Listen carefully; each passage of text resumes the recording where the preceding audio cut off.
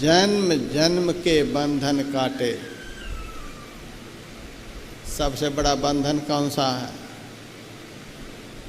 किसी को 12 साल की सज़ा हो जाती है, हाय हाय करने लग जाता है। किसी को 20 साल की सज़ा हो जाती, किसी को उम्र कैद हो जाती है। साधु संत महात्मा कहती है तो साधारण बंधन है जी। जेल में तो महात्मा गांधी भी गए, विनोबा भावे भी गए, बहुत महापुरुष जेल में गए हैं। और हमारे तो एक भगवान ऐसे हुए जो जेल में ही जन्म लिए।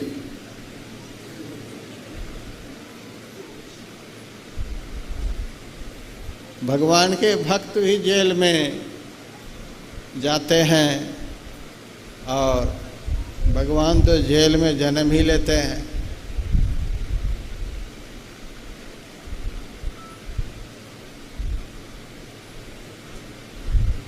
सबसे बड़ा बंधन कौन सा है?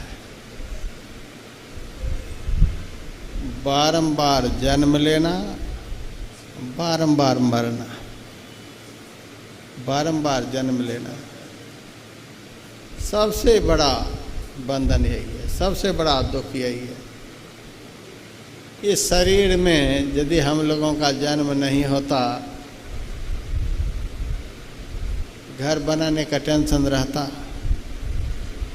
कोई टेंशन रहता। यदि शरीर में नहीं आते कोई टेंशन होता? कोई टेंशन नहीं। शरीर में आना जाना यह जो महा टेंशन है, यह टेंशन कब खत्म होगा? इस शरीर में आना ही नहीं पड़े, कभी नहीं आना पड़े। माताओं में कुछ दुस्साहस रहती है। यदि ढंग से घर में लड़ाई हो गई, कब जहर पी ले पता नहीं। आग भी लगा लेती है, कुआं में कूद जाती है, तो मरने का कोई डर नहीं। लेकिन हम कह देते हैं, हमारे गुरु महाराज कहते थे, एक शरीर के नष्ट होने से दुख से पिंड नहीं छूटता है। जैसे मोटा वृक्ष होता है, ऊपर से काट लो तो फिर जड़ मजबूत होने के कारण उससे अंकुर निकलने लग जाते हैं, फिर से पौधा बनने लग जाता है। उसी तरह से इस शरीर के भीतर में जो 4 और शरीर हैं, उन शरीरों के रहने के कारण बारंबार स्थूल शरीर होता ही रहता है। अभी तो मनुष्य शरीर में थोड़ा बहुत दुख होता है तो जहर पी लेते हैं। तो मीरा की तरह अमृत पी लेते तो अमर हो जाते। अब जहर पी करके चाहते हैं कि हम दुखों से छूट जाएंगे। गुस्से में आकर जहर पी लेते हैं, फांसी लगा लेते हैं, आग में जल जाते हैं। दुख से छूटने का यही उपाय है। भगवान बुद्ध ने कहा, कह कारक दिठोसी पुनः न कस्सति। हे इस शरीर के निर्माण करने वाले, मैंने आपको देख लिया, अब आप इस शरीर का निर्माण नहीं कर सकते। मैंने आपको देख लिया। परमात्म दर्शन होने के बाद ये सारे शरीर के बंधन समाप्त हो जाते हैं। हमारे दादा गुरु जी कहा करते थे, लाह से लपेटी हुई लकड़ी को आग के सामने कर दो, आग की गर्मी से, आग के ताप से लाह पिघल पिघल करके गिर जाएगी, अकेली लकड़ी बच जाएगी। उसी तरह से ध्यान रूपी अग्नि में अपने को डाल दो। स्थूल सूक्ष्म कारण महाकारण ये सारे जड़ शरीर रूपी लाह समाप्त हो जाएंगे। अकेला आप चेतन स्वरूप में प्रतिष्ठित हो जाएंगे। उसी विशुद्ध चेतन के द्वारा जो दर्शन होता है, यथार्थ में वही असली ईश्वर दर्शन है। आत्म स्वरूप का दर्शन होने के बाद शरीर में आने जाने का झंझट समाप्त होता है। ये झंझट कौन समाप्त करेंगे? भगवान ने तो झंझट में डाल दिया है। हरि ने रोग भोग उर्झायो, गुरु जोगी कर सबय छुड़ायो। ये उलझन छुड़ाने वाले देवता कौन है? ये झंझट को समाप्त करने वाले देवता कौन है? मैं राजस्थान गया था सत्संग करने के लिए।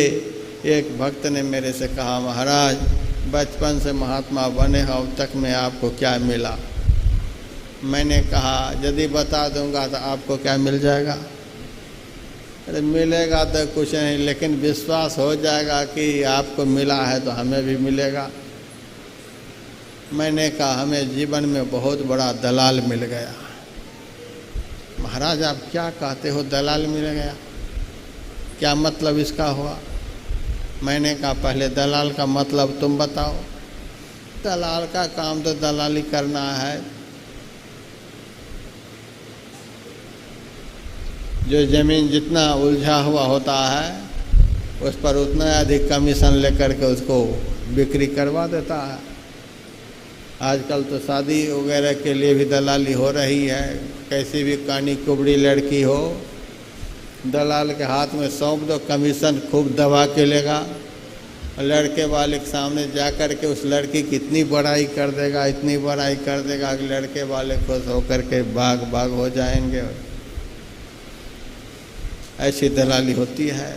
उलझा हुआ काम को जो सहज तरीके से सुलझा दे उसी को दलाल कहते हैं। सबसे बड़ा उलझन कौन सा है? सबसे ज़्यादा उलझा हुआ मामला कौन सा है? जिससे ज़्यादा उलझा हुआ कोई मामला नहीं हो। लड़की की शादी हो गई, जैसे तैसे जाल फंद रच करके कर लेंगे, लेकिन जब पता चलेगा तो फिर उलझन में पड़ जाएंगे।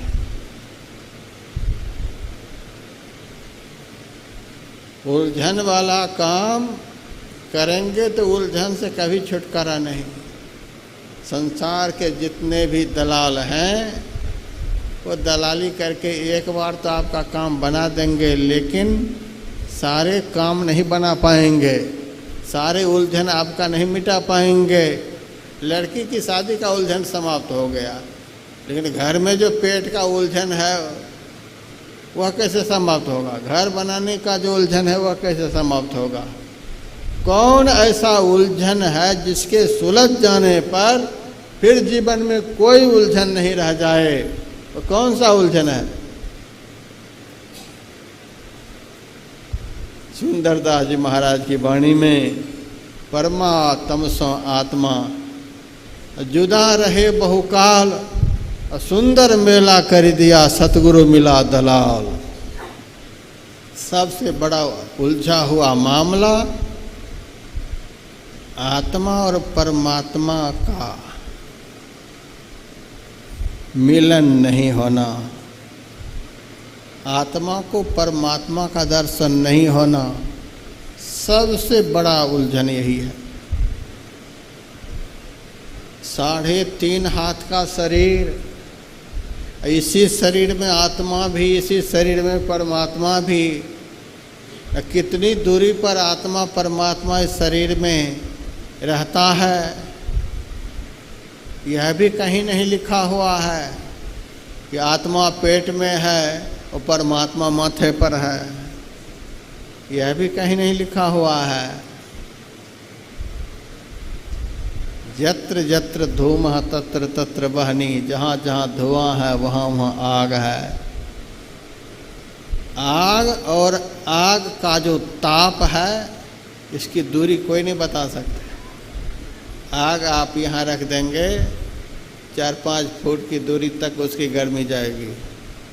आग कहीं है, गर्मी कहाँ तक पहुँच रही है, लेकिन बता सकते हैं वह गर्मी आग से कितना अलग है? नहीं बता सकते। आग से गर्मी अलग हो ही नहीं सकती है। सूर्य कहाँ है? करोड़ों मील की दूरी पर धरती पर से सूरज है। धरती के अंतिम तल तक सूर्य की किरण जाती है। कहाँ किरण पहुंच रही है, लेकिन कोई बता सकते हैं सूर्य और सूरज की किरण में दूरी कितनी है? कोई नहीं बता सकता। उसी तरह से आत्मा और परमात्मा के बीच में दूरी कितनी है यह कोई नहीं बता सकता। दूरी है ही नहीं। जैसे बाप बेटे में लड़ाई हो जाती है, एक ही घर में बाप बेटे रहते हैं, लेकिन लोग कहते हैं बाप बेटे में आजकल बड़ी दूरी हो गई है, बातचीत नहीं होती है। दोनों हैं, पति पत्नी में दूरी बन गई है, एक ही घर में रह रहे हैं, कहते हैं कि दूरी हो गई, क्योंकि तालमेल खत्म हो गया। रहते तो हैं घर में, ताल बेताल जो हो गया, इसीलिए कहते दूरी हो गई। कबीर साहब की वाणी में 100 योजन साजन बसे, जानो हृदय मझार, कपट सने ही आंगना जान समुंदर पार। 100 योजन की दूरी पर पति रहते हैं, लेकिन उस की पत्नी में यदि उस पति के ऊपर दिल से प्यार है, उस प्यार के कारण उन्हें लगता है कि वे तो हमारे साथ में ही है। अब प्रेम नहीं है तो कहते हैं दूरी हो गई। एक ही घर में है, दूरी हो गई। प्रेम का अभाव ही आत्मा और परमात्मा के बीच की दूरी है। यह राह मंजिल इश्क है, तुलसी साहब की वाणी में है। यह मार्ग, यह गंतव्य स्थान प्रेम का अभाव है। प्रीत प्रचंड लगे पर ब्रह्म ही, और सबे कछु लागत फीको। जब प्रचंड प्रेम उनसे मिलने के लिए हृदय में उमड़ने लग जाता है, एक ही क्षण में वह दूरी समाप्त हो जाती है। आत्मा और परमात्मा के बीच में प्रेम का अभाव ही दूरी है। एक ही साथ रहते हैं, और कितने युग बीत गए, आज तक दर्शन नहीं हुआ। यही सबसे बड़ा उलझन है। आत्मा और परमात्मा का मिलन नहीं होना, यह सबसे बड़ा उलझन है। और एक बार दर्शन हो जाए तो सब उलझन एक ही बार में समाप्त, कोई उलझन रहेगा ही नहीं। ब्रह्म स ब्रह्मविद स्वयं, उनका दर्शन हो जाने के बाद दर्शन करने वाला वही हो जाता है। परमात्मा आनंद के स्वरूप हैं, दर्शन करने वाला आनंद का स्वरूप हो जाता है। कोई उलझन नहीं जीवन में। इस आश्रम में कितने ब्रह्मचारी रहते हैं। किसी को कपड़े की ज़रूरत होती है, किसी को दवाई की ज़रूरत होती है, किसी को रोटी की ज़रूरत होती है, किसी को और कोई ज़रूरत होती है। कितने ज़रूरतमंद यहाँ पर हैं। सब कुछ न कुछ अपनी ज़रूरत बताते रहते हैं। लेकिन जब से हमने गुरु महाराज को यहाँ बिठाया, सारे ज़रूरतमंदों के ज़रूरत की पूर्ति ये करते रहते हैं। लेकिन इन्होंने कभी नहीं बताया कि हमको इस चीज़ की ज़रूरत है।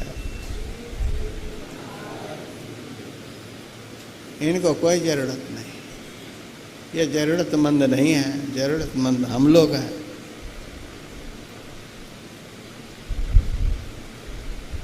सब ज़रूरतमंदों के ज़रूरत की पूर्ति ये बैठे बैठे करते रहते हैं।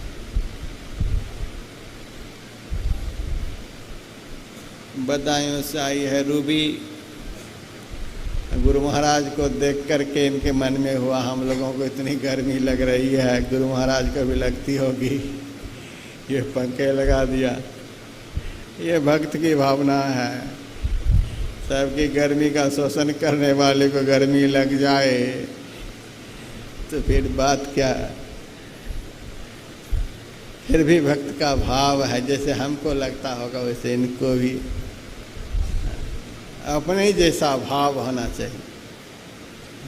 गुरु महाराज की प्रतिमा में ऐसा भाव हो कि ये जीवंत हैं, यह भाव उनके दिल में, वरन इनको घर में क्या है। तो गुरु महाराज को कोई ज़रूरत नहीं, किसी चीज़ की ज़रूरत नहीं, ईश्वर को किसी चीज़ की ज़रूरत नहीं। जिन्होंने अपने स्वरूप का साक्षात्कार कर लिया उनको कोई ज़रूरत नहीं, एक ही क्षण में सब उलझन समाप्त।